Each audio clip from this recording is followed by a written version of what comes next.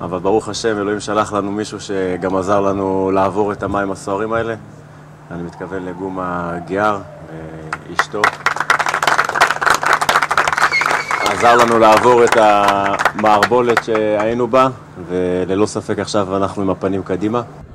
One sports reporter asked him if he is the Messiah of Beitar. Channel 10 labeled him a superstar in a 25-minute special, and Guma Aguiar has said himself that he sees God's hand in his life. But is the American-raised multimillionaire who has become the financial life support of Jerusalem's soccer team on a mission from God? Do you think God sent you here to help the Jews?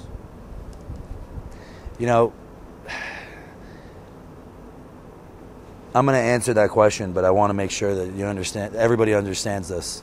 The answer is yes. However, he did the same thing for you, and for all of the Jews that are out there. All of us have been called to help the Jewish people and ultimately to help the world.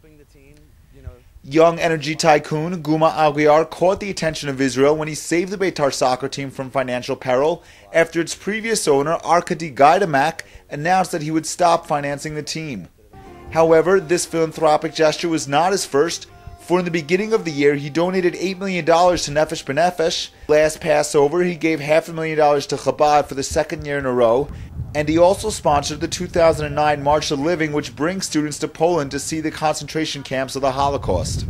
You know, Nefesh B'Nefesh, we pumped a lot of money into that, and there's a lot of people here that have families now, and they're building communities, and they're, you know, and it's growing. The whole population of Anglo-Saxon, you know, or Anglo-Jews are coming over here, and you know that's a tremendous benefit. But it was ultimately when I got involved with the teams that I helped, that the people here in Israel felt like I was helping.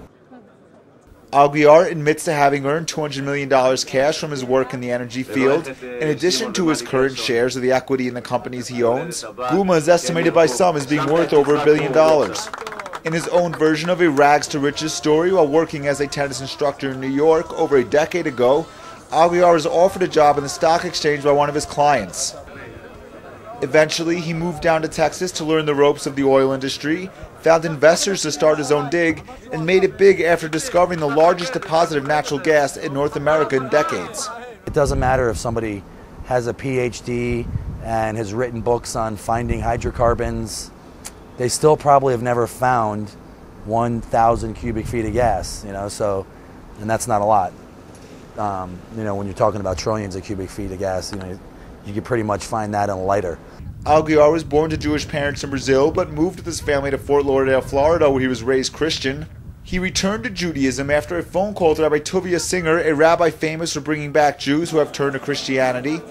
Aguiar called Singer to express his anger over Singer's activities, but after a conversation that lasted hours, Aguiar started his journey back to Judaism. After starting to practice Judaism, Aguiar soon visited Israel and decided to move to Jerusalem with his wife and kids at age 30. I came to Israel for God, you know, because I wanted to be closer to the center of what I felt was, you know, where he would want me to be as a Jew. You know, I hope I die in Jerusalem, you know, with my, I hope that I'm here for the rest of my life. Actually, I don't know if I die, but I hope I'm here for the rest of my life. A believer of the coming of Messiah, Aguiar is outspoken about sensitive religious issues in Jerusalem, like Jews being allowed to pray at the Temple Mount. This is something that us as Jews, we've been waiting for a very long time. And I'm sorry that the average person might say, oh, well, who's this guy talking about this, talking about that? It's their fault that they've never heard this before. It's their fault that they don't want to study or they want to stay ignorant. I'm not going to shut up just because people might be uncomfortable. You know, the fact is that this is the center of the Jewish people. The fact is that this is the place where it all happens and where it will happen. Aguiar owns real estate all over Jerusalem, including the eastern parts of the city.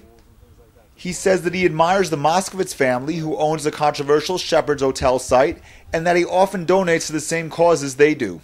I thought that it would be a good time for everybody just to take 1 second and reflect on the fact that if it wasn't for Hashem, none of us would be here. And, you know, he's been looking out for us. Although he speaks of divine guidance in his life, Aguiar told Jpost TV that he only performs the duties that he considers obligatory of every Jew. Or when he addressed the nation, and he never said, hey, I want you to do this. It's like, no, the nation has to do this.